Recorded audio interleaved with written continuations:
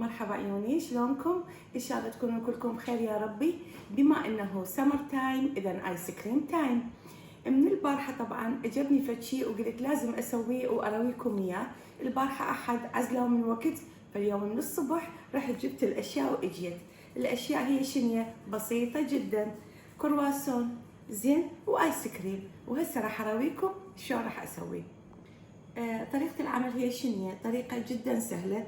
الكرواسون نفتحها هيجي، نوخر، نفتح يعني الأشياء اللي جوا الكرواسون، نطلعها العجين نطلعه، ونحط مثلا آيس كريم أبو اللوز، نحطه بنص الكرواسون ونجعصه هيج. تسمعون الصوت؟ بتشيشه هي.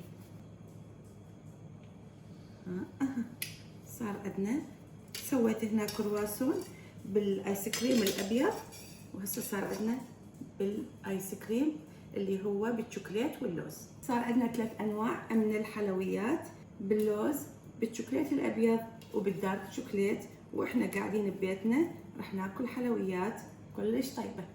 ان شاء الله حلقتي لهذا اليوم تعجبكم. مكانكم خالي وسهمكم العافيه. تحياتي.